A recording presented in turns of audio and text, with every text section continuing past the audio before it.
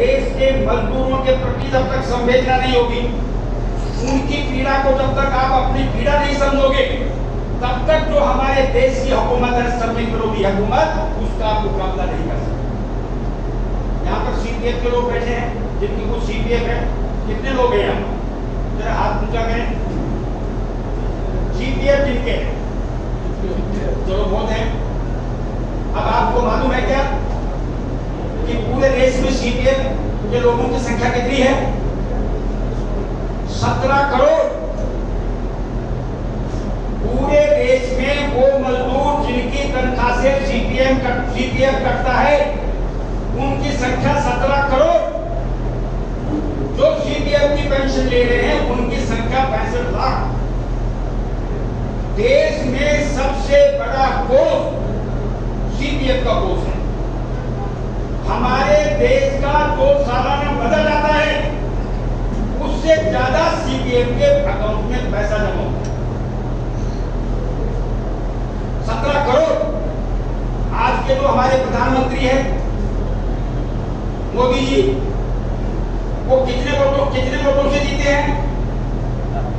Total कितने vote पड़े हैं? 17 करोड़। 17 करोड़ वोट मोदी जी की पार्टी को मिले हैं और 303 एमपी। और सीपीएफ के लोगों की कितनी संख्या है? 17 करोड़। और सारे बाबा जी हैं क्या? एक वोट तो और होगा ना भाई, कम से कम। तुम बेटे को भी मत मिलो, वो ज्यादा पढ़ लिख गया होगा, बीबी तो होगी तो वो तो कहना मान ही लेगी। तो 17 करोड़ के कितने हो गए? 34 करोड़। तो जो इस पते पर लिखा है एकता बल संघर्ष, अगर 34 करोड़, मैं 34 करोड़ की एकता की कामना नहीं करता, कल्पना नहीं करता। 34 करोड़ का 10% कितना होता है? 34 करोड़ का 10% कितना होता है? 3 करोड़ 40 लाख।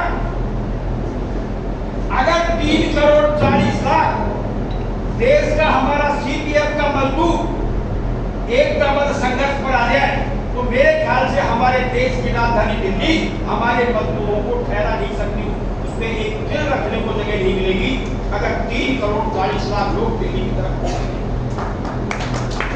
1 घंटा नहीं लगेगा मोदी सरकार को, आपकी सीपीएफ की पेंशन के बराबर होगी। ऐसे की कभी थोड़ी है सीपीएफ में।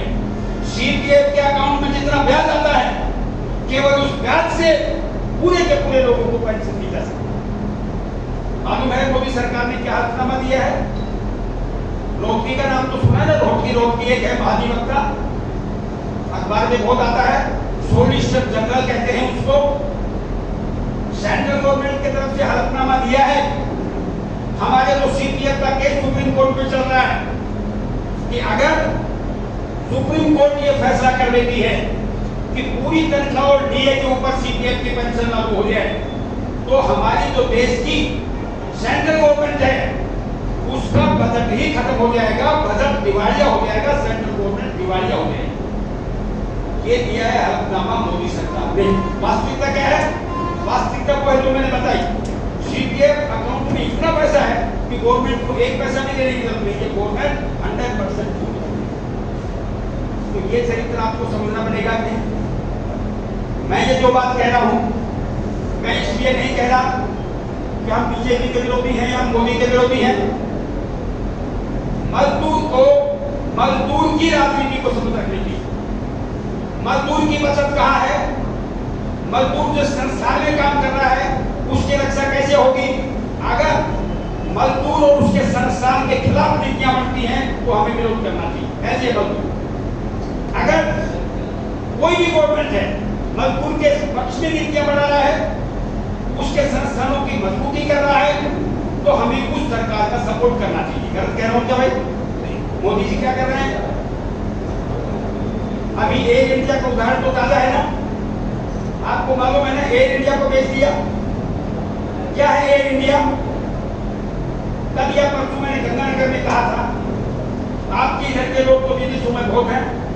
मान लीजिए कोई दुबई में हवाई अड्डे पर खड़ा है और वहां 50 विमान खड़े हैं, और एक विमान ऐसा खड़ा है जिस पर एयर इंडिया लिखा हुआ है, और आपकी नजर वहां पड़ जाती है जिस पर एयर इंडिया लिखा हुआ है, तो आपके मन में कैसे भाव पैदा होंगे? बताइए, कैसे भाव पैदा होंगे? ठीक वैसे भाव पैदा होंगे जैसे हिंदुस्तान को मैं देख रहा हूं, हिंदुस्तान मेरे सामने खड़ा है। नहीं होंगे क्या? अगर आप यूपी में हैं, अगर आप जम्मू कश्मीर में हैं और राजस्थान रोडवेज की गाड़ी को आप वहां देख लेते हो, तो क्या भाव पैदा होगा? जैसे राजस्थान मेरे सामने है। उस एयर इंडिया का क्या हाल किया है? केवल 1.5 साल पहले मोदी सरकार ने 1 लाख करोड़ रुपए का उसमें निवेश किया, ये कह के कि हम इसका जीर्णोद्धार करेंगे। उसके केवल 6 महीने बाद 50,000 करोड़ और डाल दिए और 111 नए विमान खरीद लिए। तो कितना पैसा डाल दिया सरकार ने? 1 लाख करोड़ एक बार और 50,000 एक बार, तो 1.5 लाख करोड़। और जब 1.5 लाख करोड़ डाला तो एयर इंडिया 1949 से चल रही है। उसके पास पहले की भी तो कोई पूंजी होगी, पहले के भी तो कोई विमान होंगे, तो 1.5 लाख करोड़ तो ताजा ही डाला ना। और पहले की संपत्तियों मैंने भी टाटा को बेची है, तो कितने में बेची है मालूम है? कितने में बेचा? केवल 18,000 करोड़। समझ गए क्या खेल होते हैं? एयर इंडिया जिसमें 1.5 साल पहले 1.5 लाख करोड़ तो लगाया है, पहले भी उसकी संपत्ति है, और केवल 18,000 करोड़ में टाटा साहब को हम दे दिए। अभी रिपोर्ट आई है सेंट्रल गवर्नमेंट का नेशनल सांख्यिकी कार्यालय है ये। आपके पास मोबाइल है, गूगल निकाल के देख लेना, तो मैं बोल रहा हूं, मिला लेना। उसमें रिपोर्ट आई है हिंदुस्तान के अंदर 9.5 करोड़ किसान परिवार। कितने? 9.5 करोड़ ये परिवारों की संख्या है। एक किसान की एक महीने की आमदनी 3,798 रुपया है। याद कर लीजिए मैं क्या कह रहा हूं। एक महीने की एक किसान की आमदनी 3,798 रुपया है। ये मोदी सरकार का आंकड़ा है। और हर दूसरे किसान पर 74,121 रुपए का कर्जा है। समझ गए?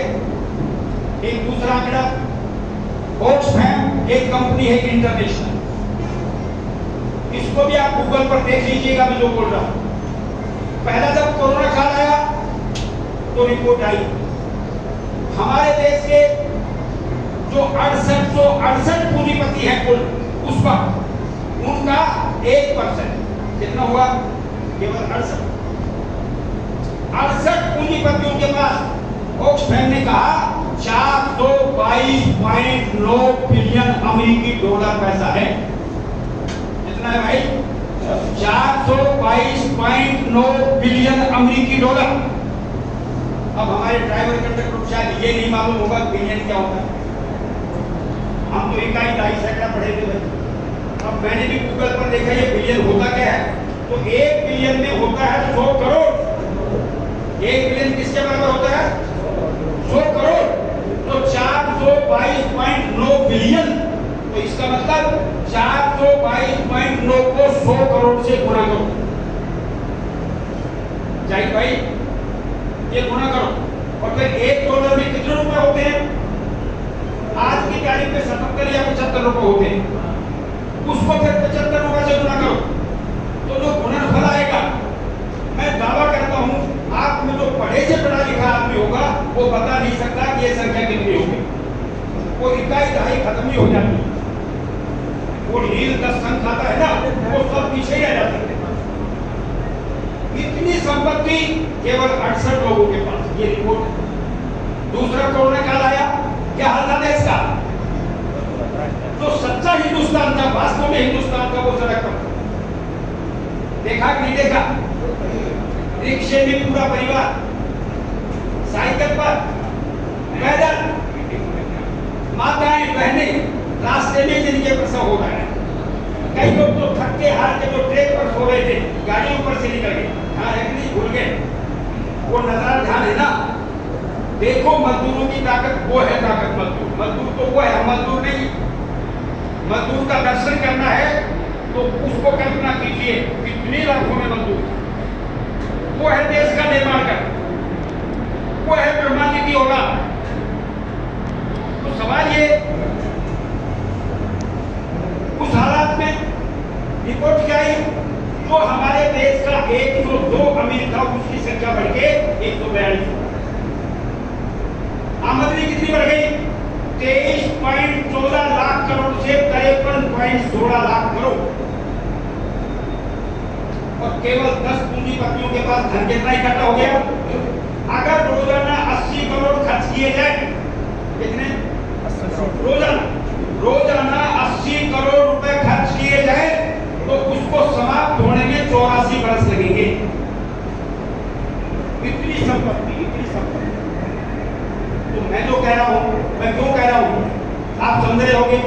अरे भाई हम तो रोडवेज की बात सुनने आए थे, आप क्या कहने लगे। ये अगर हम इस बात को नहीं समझेंगे तो हम मजदूर की समझ पैदा नहीं करेंगे। हमारी समाज की बनावट कैसी है, समाज कैसा है। एक तो बड़ी मीनार होती है, मान लो 100 मीटर की मीनार है, कैसे बनाएगी मीनार, नीचे उसका ज्यादा बड़ा घेरा होगा या ऊपर ज्यादा बड़ा घेरा होगा, नीचे ज्यादा बड़ा घेरा होगा। कुतुब मीनार तो कईयों ने देखी होगी, कैसी बनी हुई, नीचे से ज्यादा बड़ा घेरा है। चित्तौड़गढ़ में विजय स्तंभ है, कैसे बना हुआ है, नीचे से बड़ा घेरा है। तो समाज के नीचे कौन है, समाज में नीचे है वो 47 करोड़ मजदूर, जो मैं आपको बता रहा हूं। समाज में नीचे है हमारा किसान, छोटा दुकानदार, रिक्शा चलाने वाला, छोटे छोटे कारखानों में काम करने वाला, होटल पर काम करने वाला, वो नीचे है। और वो संख्या कितनी है, लगभग 100 करोड़। उससे ऊपर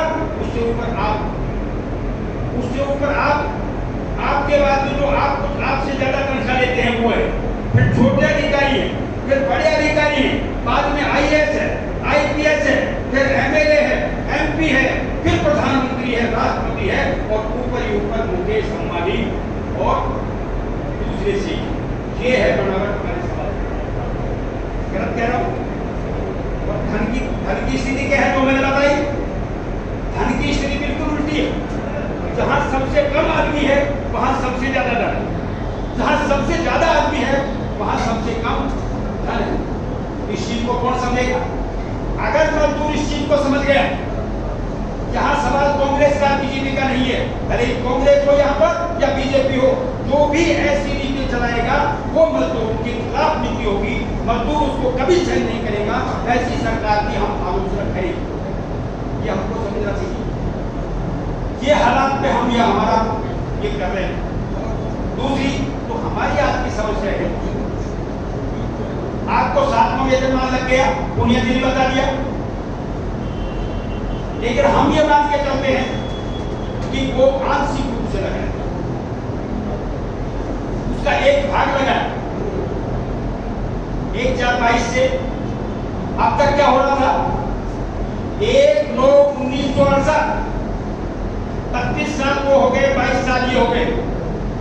पिछले 54 साल से जब भी राज्य कर्मचारियों के राजस्थान सरकार ने वेतनमान लगाए, उसी तारीख से राजस्थान रोडवेज के कर्मचारियों के भी वेतनमान लगे।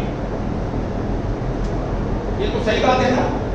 6वां वेतनमान भी आपको उसी तारीख से मिला जिस तारीख से राजस्थान सरकार ने अपने कर्मचारियों को दिया था। ये पहला मौका है जब आपकी तारीख अलग होगी और राज्य कर्मचारियों की तारीख अलग होगी। पुराने लोगों को कोई फर्क नहीं पड़ेगा। जिनकी 25-30 साल की नौकरी होगी, उनकी रिटायरमेंट होगा, तब तक तो नया वेतनमान आएगा ही नहीं। ये किसको फर्क पड़ेगा, तो हमारे 8,000 लोग।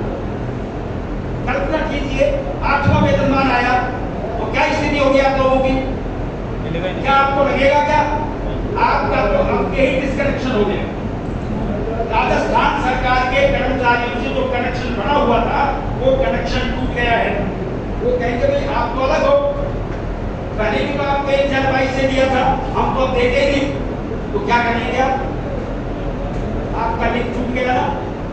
तो संयुक्त मोर्चे की एक की डिमांड है कि ये जो 7वां वेतनमान है कि 1/1/2016 से रोडवेज के कर्मचारियों को भी लागू किया जाए।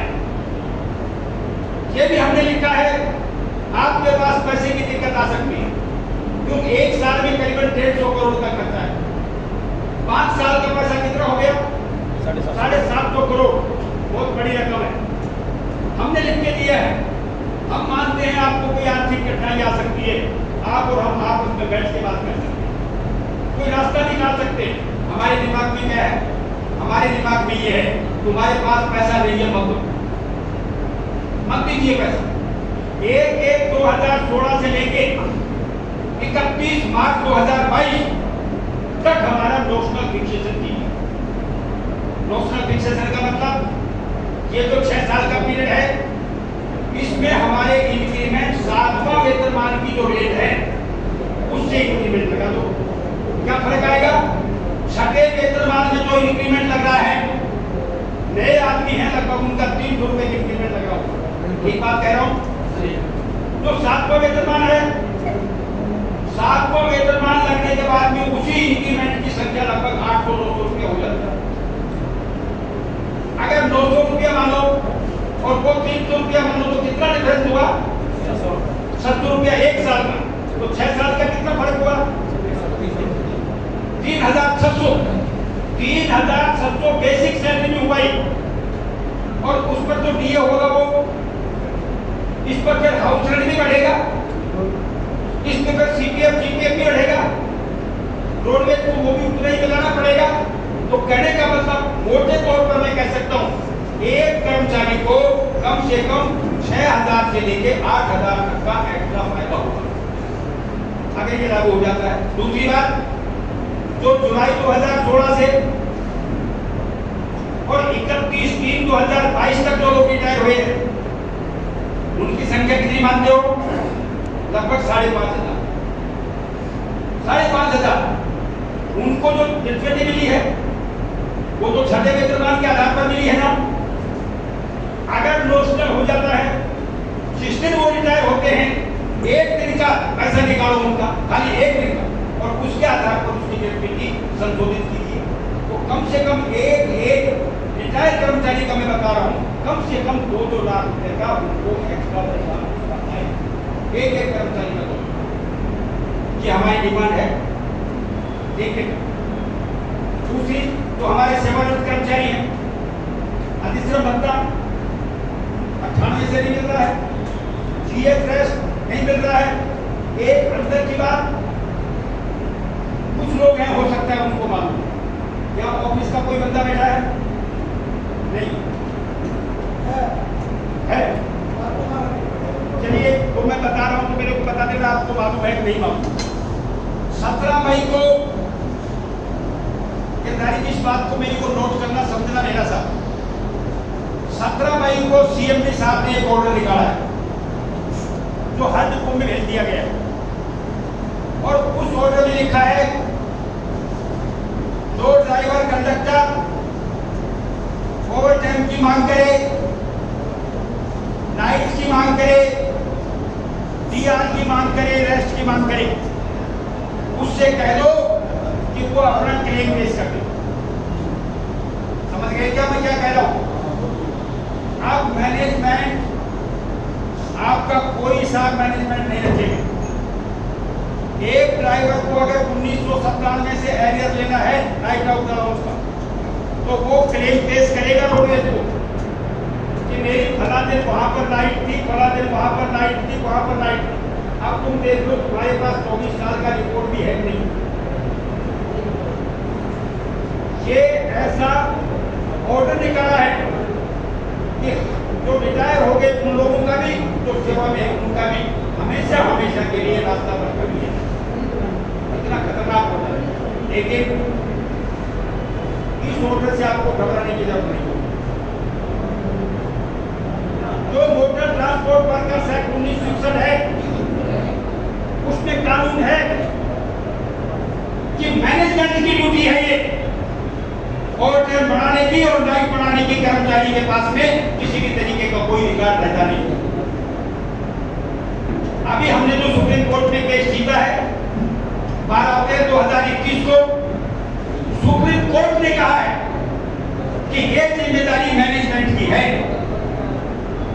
तो ये बनाना तो मैनेजमेंट को पड़ेगा, आप चिंता मत कीजिए। लेकिन मैं ये इसलिए आपको बता रहा हूं जिससे आपको ये मालूम हो जाए कि मैनेजमेंट की मंशा क्या है, उसके देने की नीयत भी है या नहीं है। मैनेजमेंट की नीयत में खोट है। आज का मैनेजमेंट और विशेष रूप से जो हमारा युवा वर्ग है उससे मैं कहना चाह रहा हूं, मैं आपसे मेरे उतना टाइम नहीं मिलता मैं लिखूं, लेकिन मैं कई बार देख जरूर लेता हूं भाई कौन आदमी क्या लिख रहा है। कहते हैं ये सीएमडी साहब इतने देवताए हैं कि इतना भला आदमी भी इनसे पहले कोई आया है। ये सही बात है ना? ईमानदारी से बता रहा है। वो कह रहे हैं उनकी गलती नहीं, कहने वालों की गलती नहीं है। संयुक्त मोर्चे का आंदोलन चल रहा था जुलाई 2021 से लेकर अक्टूबर 2021, उसके दबाव में सरकार पैसे दे रही थी, लोन स्वीकृत हो गया था। रोडवेज कर्मचारियों को जिस दिन ऑर्डर हुआ राजस्थान सरकार ने 25% दिए, जिस दिन ऑर्डर हुआ और वो तारीख 25 सितंबर, मुझे याद, मैं उस दिन वहां खबर आई 25 सितंबर को राजस्थान सरकार ने ऑर्डर किया 25% दिए। उसी दिन हमारे संदीप वर्मा साहब जो सीएम दिए रोडवेज के कर्मचारियों के लिए भी 25% दिए गए, याद है? फिर 7 दिन बाद 7% का दिया। फिर दिवाली के एक्सटेंसिया का किया जो 3 साल से नहीं मिल रहा, 3 साल से नहीं मिल रहा। फिर तो हमारा 5 डीए बकाया थे, उस डीए का पेमेंट भी कर दिया। फिर तो 5वां 6वां वेतन का एरियर हमारा बकाया था जो हमको सेवानिवृत्ति पर मिल रहा था, उसका भी भुगतान कर दिया। तो भाई वो सीएमडी देवता है कि नहीं? वो तो देवता ही है ना, देवता ही है।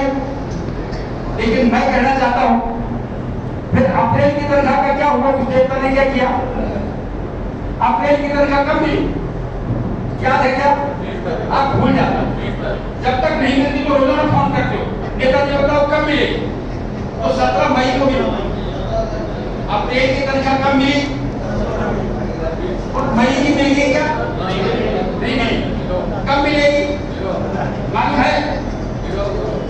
मैं कहना चाहता हूं हमारे संदीप साहब ने कुछ नहीं किया। आंदोलन था संयुक्त मोर्चे का, पैसा राजस्थान सरकार दे रही थी, लोन भी उसको 500 करोड़ रुपया दे दिया। संदीप वर्मा केवल बांट रहे, ठीक है? शादी तो रामेश्वर जी की है, शर्मा के, रामेश्वर शर्मा साहब की। हलवाई इसलिए किया है, परचूनी का सामान भी ये लेके आए हैं, माल भी इनके हलवाई ने बनाया है। अब आप इनके नजदीक हो तो कह दिया बिश्नोई जी 5-7 आदमियों को लेके जिमाने का काम शुरू कर देगा। तो भाई बिश्नोई का काम है यार, इनका काम है। तो संदीप वर्मा ने क्या काम किया?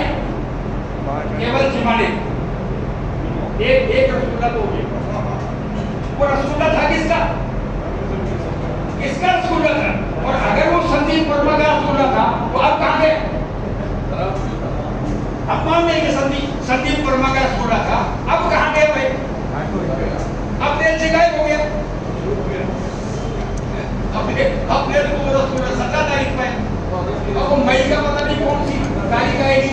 मैं कहना चाहता हूँ आप इन चीजों को समझिए, केवल भावना में आने की जरूरत नहीं है। भावना में आओगे तो अपने संगठन की नींव से हट जाओगे। आज की क्या पोजीशन है? आप तो व्हाट्सएप चलाते हो, मैं आपको उदाहरण बता रहा हूं। वासुदेव शर्मा चीफ मैनेजर खेती, आपने व्हाट्सएप देखा? बोलेरो गाड़ी थी, उसमें टाई भरी जा रही थी और टाई भर के उसके घर गई। देखा था या नहीं देखा था? उसका कुछ हुआ क्या? कुछ नहीं।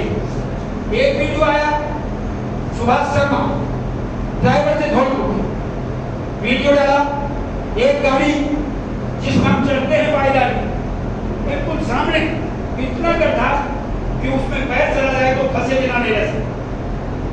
और मुझे आप बताइए, हम बस में चढ़ते हैं तो पाइप पकड़ के हम नीचे ध्यान रखते हैं या आगे ध्यान रखते हैं भाई? ईमानदारी से बताइए। उसने डाल दिया वीडियो, गाड़ी की ये हालत है, 5 दिन से वो डिफेक्ट भी लिख रहा है, उस गाड़ी को चला रहा है, उसी दिन उसको सस्पेंड कर दिया। और सस्पेंड ऑर्डर में क्या लिखा? आपने रोडवेज की छवि खराब कर दिया। समझ गया?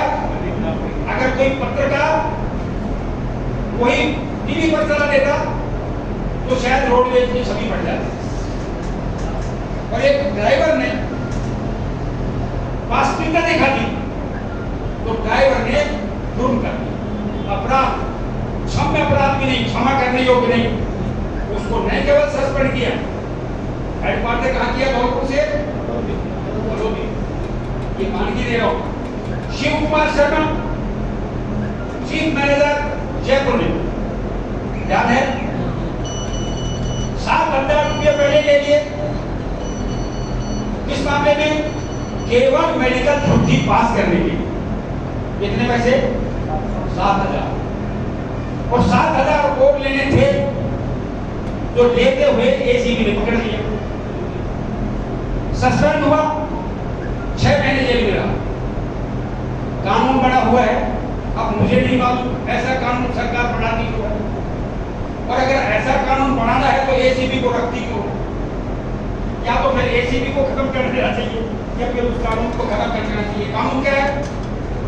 अगर कोई कर्मचारी अधिकारी को एसीबी पकड़ती है और एसीबी चालान करना चाहती है उसका कोर्ट में, तो उस विभाग का जब तक एचओडी परमिशन नहीं देगा तब तक एसीबी चालान पेश नहीं करेगी। ये नियम है, समझ गए आप? तो शिव कुमार के मामले में एसीबी ने कहा हमने जांच कर ली है, ये दोषी है, हम चाहते हैं हमको अभियोजन यानी केस चलाने की अनुमति दी जाए। तो संदीप वर्मा साहब ने क्या किया? हमने फैसला किया है कि हम अभियोजन चलाने की स्वीकृति नहीं देंगे। पढ़ा था कि नहीं पढ़ा था जो मैं बता रहा हूं? उसके बाद क्या किया? उस शिव कुमार शर्मा को फुल पे सवाल कर दिया। एक वीडियो, क्योंकि आजकल वीडियो का जमाना है और हमारे जो नए लड़के हैं ना वो वीडियो के लेना समझते हैं। किसा रानी को एक ड्राइवर, 2 मैकेनिक, एक एसएसआई को सस्पेंड कर दिया। क्यों? एक कोई वहां पर एमओ है, दीपचंद सांखला शायद नाम, दीपचंद सांखला, उसको भी एसीबी ने पकड़ा। एसीबी ने पकड़ा, अभी वो पिछले दिनों चेयरमैन से मिला। अब किसका फोन करवा के मिला हमको नहीं मालूम, या खुद मिला बिना सिफारिश के, वो भी हमको नहीं मालूम। हमको ये मालूम है को मिला और सीएमडी साहब को कहा साहब मेरा इसमें कोई दोष नहीं, एसीबी ने पकड़ा है ना, इसमें मेरा कोई दोष नहीं। तो किसका दोष है? ये 4 आदमियों की जालसाजी है। एक ये मैकेनिक, 2 मैकेनिक, एक ड्राइवर, एक एसएसआई, इनकी जालसाजी है।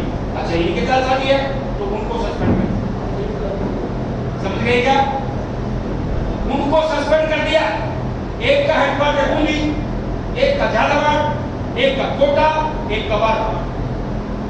ये फैसला वास्तविकता क्या है?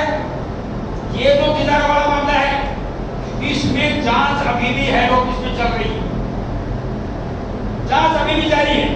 और उसकी स्थिति यह है, हमको जैसा लग रहा है उसने भी कोई अपना जुगाड़ फिट कर दिया चेयरमैन साहब उसके मामले में भी शायद केस चलाने की अनुमति नहीं देंगे। तो मैं जो कह रहा हूं, शिव कुमार शर्मा जब कोई भी चीफ मैनेजर जो इस तरीके से खुली धंधा करता है, जब उसको फुल पे से बहाल किया जाता है तो भाई क्या कारण हो सकता है? क्या कारण हो सकता है? हमारे पास कोई कारण समझे आते हैं, या तो कोई बहुत बड़ा राजनीतिक जय हो जिसको चेयरमैन साहब बचा ही नहीं पाए, और या भाई कोई खेला हो उसके उसके उसके बिना तो क्या होगा। तो मैं तो कह रहा हूँ इन चीजों को समझिए। इससे समझिए हमारा संदीप वर्मा क्या है। संदीप वर्मा वो नहीं है जो आपने उसकी अपने आप की तस्वीर बना रखी है। संदीप वर्मा वो है, ये मैंने जो घटनाक्रम बताए हैं इस पर आप खुद फैसला कीजिए। ये क्या इशारा कर रहे हैं। 24 मार्च को RSRTC रिटायर्ड एम्प्लॉयज एसोसिएशन की रैली होती है यादव साहब और हरगोविंद जी चेयरमैन से मिलने जाते हैं। उनकी आदत क्या है मालूम है, वो कुर्सी पर नहीं बैठती, कुर्सी पर नहीं बैठती। आप जाओगे तो आपको वो खड़े ही मिलेंगे। जब इतना बड़ा अधिकारी आपको खड़ा मिलेगा तो जाने वाला क्या सोचेगा कि भाई साहब बहुत जल्दी में होंगे, फटाफट हो। तो यादव साहब ने कहा भाई हमारे मुद्दे तो बहुत गंभीर हैं, ऐसे खड़े खड़े आप कैसे फैसला करोगे। हमको भले 10 दिन के बाद का टाइम दे दो, लेकिन सारे के सारे अपने अधिकारियों को बुलाओ, हमारी बातों को सुनो, जो आपको ठीक लगे उसका फैसला तुरंत करो, जो आपको ठीक नहीं लगे हमको बताओ यादव साहब ये इस कारण से ठीक नहीं, तो कोई हल निकलेगा। वरना तो हम ज्ञापन देते रहेंगे। अभी गिरधारी जी कहे थे ना, हर को तो 2 दिन में एक ज्ञापन देते, 2 दिन में एक ज्ञापन देते, शायद आपको ज्ञापन को देखना ही छोड़ दिया होगा। तो कहा ठीक है मैं आपको टाइम दे दूंगा, टाइम ही दे दिया। फिर हमने कोशिश की, अभी जो 8 तारीख गई, 8 जून, 6 तारीख को बात की यादव साहब ने, तो कहा 8 जून को 11 बजे हम ठीक 11 बजे चले गए। अब उनके पैर में मोच आई हुई थी। अब बड़े ऑफिसर के पैर में मोच आ जाए, एक छोटे में मोच आ जाए तो कहीं भी वो करवा लेगा, कहीं झाड़ा झपटी करा लेगा, कहीं ठीक करा लेगा। अब उनके तो डॉक्टर ने पट्टा बांध दी मोच में, और हमको फोन किया मैंने तो डॉक्टर के आ गया, अभी मेरा पट्टा कट रहा है इसलिए तुम जाना मत, मैं 12 बजे तक आ रहा हूं। तो हमको लगा भाई आप मिलेंगे तो 12 बजे आ गए। 12 बजे अपने दूसरे अधिकारियों की मीटिंग बुला ली, जिसमें विधि सेक्शन के जो कानून जिनके पास है उनको बुला लिया, ईडीओ को बुला लिया, ईडीडी को बुला लिया, एसओ को बुला लिया। मीटिंग हुई और मीटिंग के बाद ने मुझे कहा, ने यादव साहब को कहा, ने हरगोविंद को कहा। एक हमारे साथ जो हमने अपने नया लिया है धर्मेंद्र चौधरी, उसका नाम है, डिप्टी जनरल सेक्रेटरी लिया है, छोटी पोस्ट पर नहीं है, तो हम तीनों को नहीं कहा, उसको यूं इशारा किया इधर धर्मेंद्र गया और धर्मेंद्र को कहा साहब ने ये कहा है कि एटक ने सुप्रीम कोर्ट में मेरे खिलाफ कंटेम्प्ट दायर कर दिया है, सुप्रीम कोर्ट में मेरे खिलाफ अवमानना याचिका दायर कर दी है, तो फिर मेरा मिलने से अब क्या मतलब है यादव साहब से, समझ रहे हो। तो कुछ दिन भी नहीं मिले। इसका क्या निकल रहा है, मैनेजमेंट आपको पैसा देगा नहीं, तो सुप्रीम कोर्ट ने आदेश कर दिया पैसा नहीं देगा, और आप पैसे के लिए फिर सुप्रीम कोर्ट में जाओगे तो मैनेजमेंट आपसे बात नहीं करेगी। क्या कहेगा, आप सुप्रीम कोर्ट चले गए इसलिए मैं आपसे क्यों बात करूं। हम सीएम साहब से कहना चाहते हैं, केवल यूनियन के पास और एसोसिएशन के पास नाइट आउट और डे आउट अलाउंस का ही मुद्दा नहीं है, हमारे पास और भी तो दूसरे मुद्दे हैं। आज रोडवेज की हालत क्या है, 1500 गाड़ियां हैं, 1500, ये साल खत्म होते होते 500 गाड़ी और करना हो जाएगी, रह जाएंगे 1000, और साल खत्म होगा तो इलेक्शन का वोट शुरू हो जाएगा। और जनता का कोई भरोसा है क्या, है भरोसा? अगर कांग्रेस को बदल दिया जनता ने तो कौन आएगा, कौन आएगा भाई? आप आ जाओगे क्या?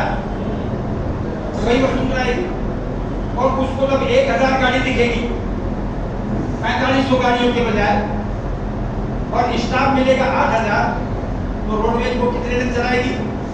बताना ईमानदारी से। तो ये हमारा मुद्दा नहीं है क्या? 7वां वेतनमान 1 जनवरी से लागू हो, ये हमारा मुद्दा नहीं है क्या? 2800 की 2400 की जो ग्रेड पे की विसंगति है, ग्रेड फर्स्ट की ग्रेड सेकंड की, वो हमारा मुद्दा नहीं है क्या? ड्राइवर कंडक्टरों को नाइट के अधिश्रम वगैरह और आपका जीए जो रेस्ट का भुगतान है, ये हमारा मुद्दा नहीं है क्या? जो हमारी लेडीज है कंडक्टर है या वर्कशॉप में आज लगभग 500-600 लेडीज है रोड, इसका पानी भी देखिए। जो हमारी बाबू है ऑफिस में, उसके बच्चों की देखभाल के लिए उसको अपनी सर्विस पीरियड में 730 दिन की सार्वजनिक छुट्टियां मिलती है। कितने दिन की मिलती है? 730 दिन, यानी 2 साल अपने बच्चों की देखभाल के लिए छुट्टियां मिलती है। सेंट्रल गवर्नमेंट का ऑर्डर है। और जो हमारी कंडक्टर लेडी है, जो वर्कशॉप में हेल्पर का काम कर रही है, उसको कुछ नहीं है। क्यों? उसको बच्चों की देखभाल करने की जरूरत नहीं है। इसका मतलब यही हुआ, या मैं गलत समझ रहा हूं? ये मुद्दा है। सेंट्रल गवर्नमेंट से जो ऑर्डर है उसमें तो ये नहीं लिखा कि भाई लेडी कंडक्टर हो तो उसको मत देना और लेडी ऑफिस में हो तो उसको दे देना। तो ये मुद्दा कमजोर है क्या? बहुत बड़ा मुद्दा है। ये तो भेदभाव है। अरे भाई, मैं वास्तविकता बता रहा हूं। अगर किसी लेडी के प्रसव हो रहा है तो जो ऑफिस में लेडी है उसके प्रसव होने की प्रक्रिया कोई दूसरी है क्या? और जो परिचालक लेडी है उसकी दूसरी है क्या? अरे प्रकृति का नियम तो समान ही है। तो फिर सवाल ये है, ये मुद्दे को कौन सुने? इन मुद्दों को हम किसको कहें? इस बात को समझने की बात है। आज संवादहीनता की स्थिति आ गई है। संवादहीनता मतलब बात मत करो, तो हमारे लिए कितनी बड़ी चुनौती है। इसलिए हम कह रहे हैं बहुत बड़ी चुनौती है, बहुत बड़ी चुनौती है। इसको समझिए। लास्ट में मैं एक बात और करता हूं, जरा समझिए। हमारी यूनियन का ढांचा क्या है? रोडवेज का ढांचा क्या है? रोडवेज का पहले 3 टायर सिस्टम होता। 3 टायर का सिस्टम मतलब डिपो, डिवीजन और हेड ऑफिस। रोडवेज ने डिपो तोड़ दी तो 2 टायर सिस्टम हो गया। लेकिन यूनियन का अभी भी 3 टायर सिस्टम है, डिपो, डिवीजन और हेड ऑफिस यूनियन का है। अब दोनों की स्थिति अलग अलग है। डिपो में जो हमारे लोग हैं उसके लिए हमारी कोशिश ये है ज्यादा से ज्यादा नए लोगों को इसमें एंट्री की। क्यों? कि उनका सीधा प्रशासन से काम है। सवाल था हमारा क्षेत्रीय कमेटी का। क्षेत्रीय कमेटी का क्या फंक्शन है? क्षेत्रीय कमेटी का फंक्शन आपका प्रशासनिक फंक्शन नहीं है। क्षेत्रीय कमेटी का काम क्या है? क्षेत्रीय कमेटी का काम है बीकानेर में जो हमारी आगार की कमेटी है उसकी मीटिंग हो रही है कि नहीं हो रही, मतलब उनकी समस्या को संकलन कर रहे हैं कि नहीं कर रहे, वो डिमांड चार्ट बना रहे हैं कि नहीं बना रहे, गंगानगर वाले क्या कर रहे हैं, ये कर रहे हैं। तो उनका काम है समन्वय करने का, कोऑर्डिनेशन करेंगे। इसमें अगर कोई साथी आपके पास, क्योंकि इसमें अनुभवी साथी चाहिए, इसमें नए साथी कोऑर्डिनेशन नहीं कर पाएंगे, उसको पूरी जानकारी नहीं होगी, वो कोऑर्डिनेशन नहीं कर पाएगा। इसलिए इसमें सोचना, अगर मुझे नहीं मालूम आपका क्या फैसला होगा, अगर किसी सेवानिवृत्त साथी को भी क्षेत्रीय समिति में योग माना जाता है तो उसको केवल आप ये मान लो कि भाई ये तो सेवानिवृत्त है इसलिए हम उनको करेंगे नहीं, ये हमारी सोच गलत होगी। कारण क्या है? हमारा जो कानून है, सेंट्रल कानून, उसमें भी लिखा हुआ है ये कोई कर्मचारी जिस संस्थान से रिटायर हुआ है उस संस्थान उस कर्मचारी को कानून की भाषा में बाहरी व्यक्ति नहीं माना जा सकता। समझ गए क्या परिभाषा है? अगर बाहरी व्यक्ति माना जाता तो यादव साहब को क्यों आपने अध्यक्ष बना रखा है? वो तो 2002 में रिटायर हो गए, मैं 2010 में रिटायर हो गया और मैं आपको नौकरी रहा। और मैं खाली कहने को नहीं कह रहा, जो भी साथी अपने आप को यह मानता है मैं प्रदेश अध्यक्ष का काम कर सकता हूँ, मैं जनरल सेक्रेटरी का काम कर सकता हूँ, हम उनका जयपुर में स्वागत करेंगे, फूल माला देंगे और उसको बताएंगे भैया आप प्रदेश अध्यक्ष की कुर्सी पर बैठो, हम महिला की छुट्टी करते हैं, 80 साल के हो गए। मैं ऑफर कर रहा हूँ, मेरी जगह पर आप आइए, तो अपनी समझ को दुरुस्त करिए। न हमें कोई सेवानिवृत्त है, ये सेवानिवृत्त कर्मचारी क्या है, हमारी पहचान क्या है, जो सेवा में है या सेवा में नहीं है, सेवानिवृत्त हो गए, हमारी पहचान है रोडवेज। कोई